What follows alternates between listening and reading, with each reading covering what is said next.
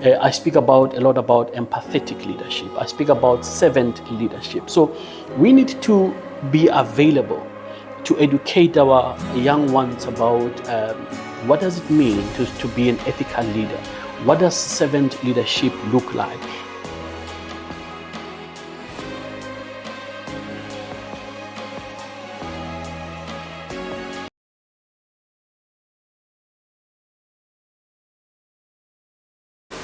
Hey everyone, welcome to another episode of Pathways to Peace, where we explore critical issues shaping peace and democracy in Africa.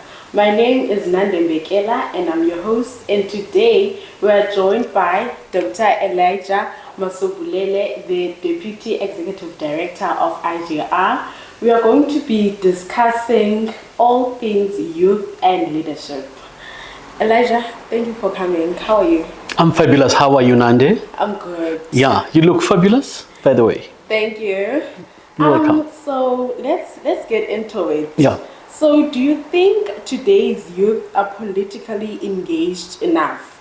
Or is there a gap between activism and formal political participation? Yeah, you see, Nande, when we speak about youth, I want to say the youth is always engaged. And today you are seeing it a lot. The activism is coming a lot from the social media space. But then you need to also remember that we've got student formations in the form of SRCs in the universities. And sometimes you don't hear that being spoken about, that particular activism. You don't hear it spoken about a lot, except if there's an issue. And then only then you will see that they are active about a particular subject or a particular issue or a particular cause. They are, however, there is a bit of a gap or a disengagement between the actual politics and the activism that's happening out there.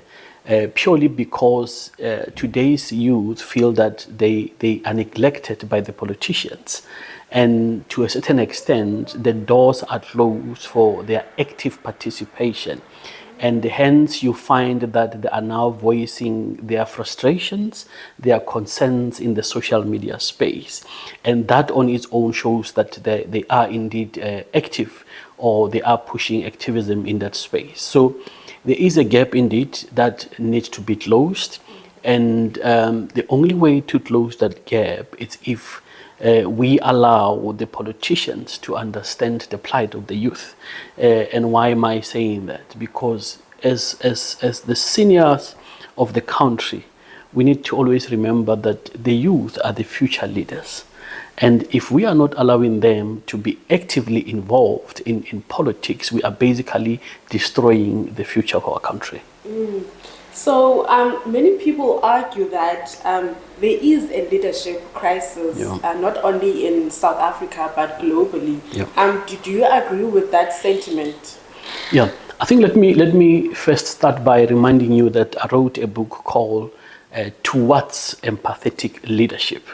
And I was very cautious but intentional at the same time to say, indeed, we do have a crisis in terms of leadership. And this is a global crisis. It's not only continental, but it happens globally. And I'm going to tell you why. If you look at the youth and you want to bring this crisis to the level of the youth, let's forget about the real core issues that we can pinpoint to say this is a crisis of leadership. Let's look at what do the youth look for. Now, the youth are looking for inspiration. The youth are looking for mentorship. They're looking for mentors. The youth are looking for direction. They're looking for something to look forward to. And that's where the crisis come in terms of they don't have enough ethical mentors that they can look up to. And they find themselves in the crisis themselves. They have to navigate, the territory of leadership on their own. They have to figure out what good leadership looks like, because we do not have good role models that they can say, I aspire to be like so and so. So we've got a limited number of good leaders that they can look up to. And in some instances, you do not find those leaders in the social space. You see a lot of corruption and unethical leadership, a distorted perception of reality. So that gap keep increasing, and we keep moving to a space whereby indeed leadership becomes a space or a destination that the youth will never ever achieve, and we need to make sure that we bridge that gap. Yes.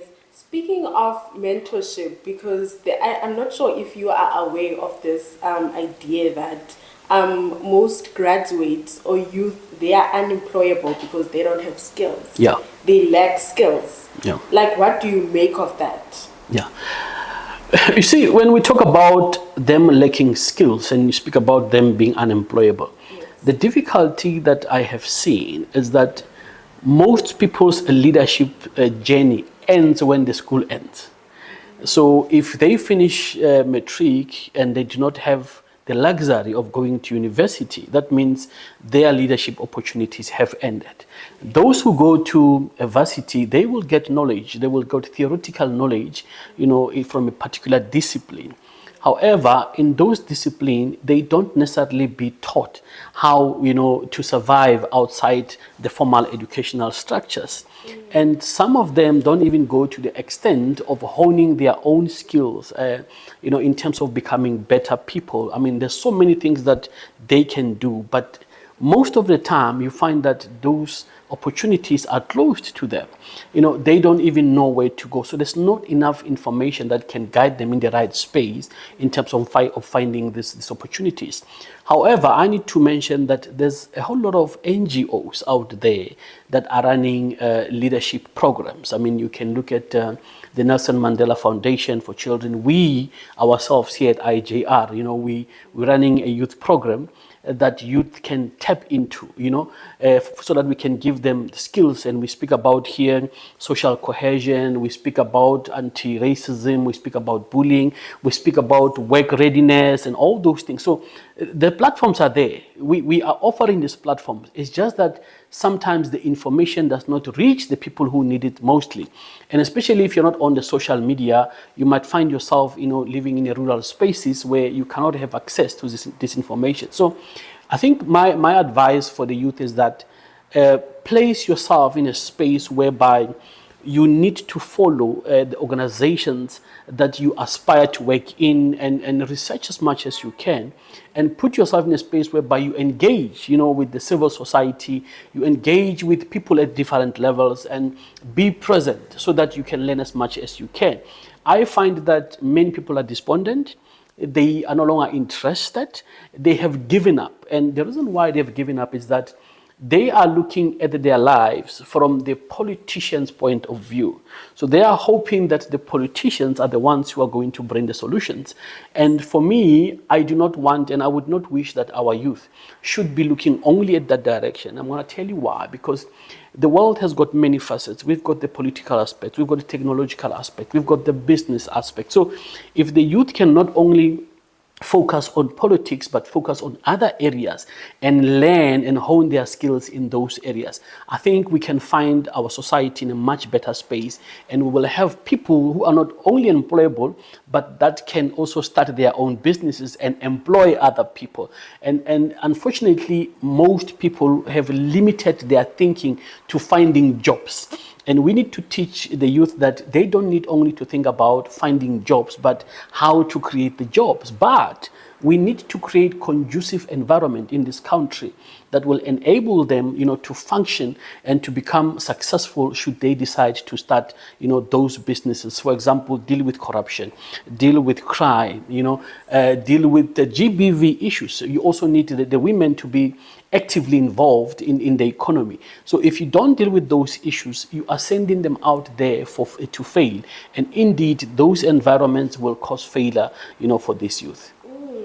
So what advice or practical steps should be taken to nurture strong, ethical, and effective young leaders? I think, Nande, we sometimes are hard on our youth. We want them to do everything, but forgetting that we, as the senior leaders, need to set the tone.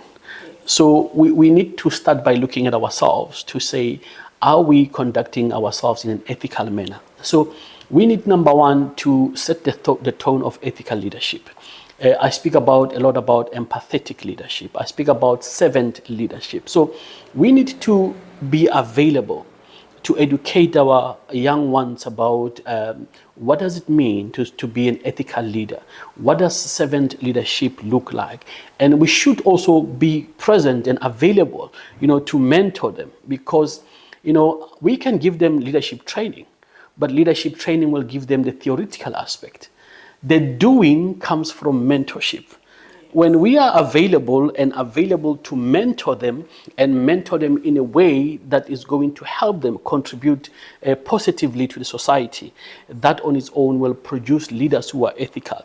And we cannot speak about ethical leadership if we do not act, accordingly. So the first step is that with us, but also we need to strengthen democratic institutions, that they need to make sure that they take a strong stance on corruption, on corrupted leaders, so that we do not send this youth into the systems that's going to swallow them to end up becoming corrupt leaders themselves. So once we leave that space open, we are more likely to just produce more and more leaders going into the system and be corrupted by the system. So we need to make sure that our democratic institutions and the systems, are ethical on their own before we can create ethical leaders in our youth.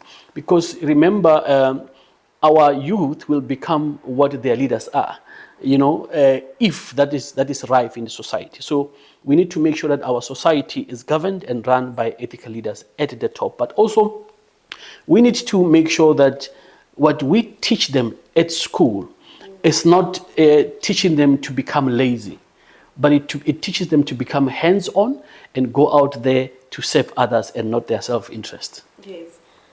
So closing words. What's the most important thing or advice that they should know when they want to step into leadership, whether in governance or civil society or activism or even leadership in the society? Yeah. One crucial thing.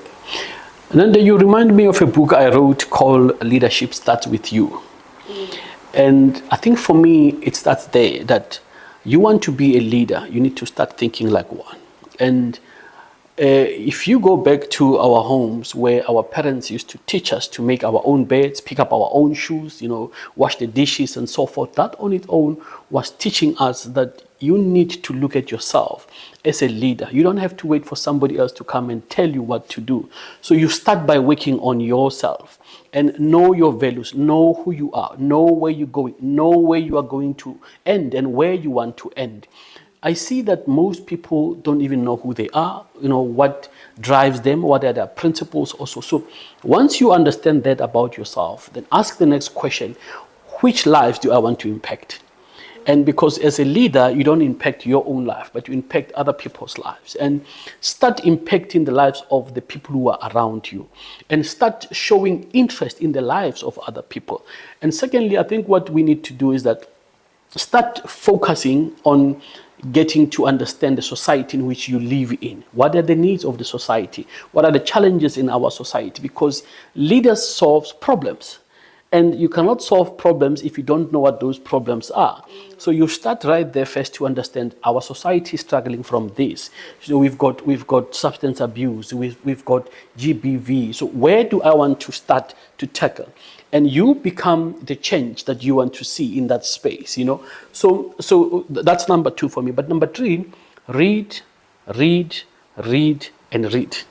And because once you strengthen your knowledge base, you become an untouchable person. But your knowledge is not enough if it cannot be converted into wisdom. Leadership requires a lot of wisdom, But also find mentors. Find mentors. Don't just follow anyone. Usually I find people saying, I'm looking for a mentor, but they cannot fit in with their mentor because they and their mentors are not subscribing to the similar values. So find mentors who subscribe to the same values or similar values as you are. So for example, if you are a person who's focusing on youth unemployment or gender-based violence, find people operating in that space and go and ask them to mentor you. Reach out and say, look, this is who I am, this is where I want to be, and can I kindly, become your mentee? And find programs. Go Google. There's a lot of programs out there that are aimed at empowering young leaders to become tomorrow's leaders. So I want our future leaders to know that sitting at home complaining about problems is not going to solve your problem. But go out there, make yourself available, but go and volunteer. You're going to learn a lot when you volunteer in civil societies. And that's the only way that one can become an effective leader, if they make themselves available to learn. Yes. Thank you so much, Dr. Elijah, for joining us. Thank you so much. Bye, everyone.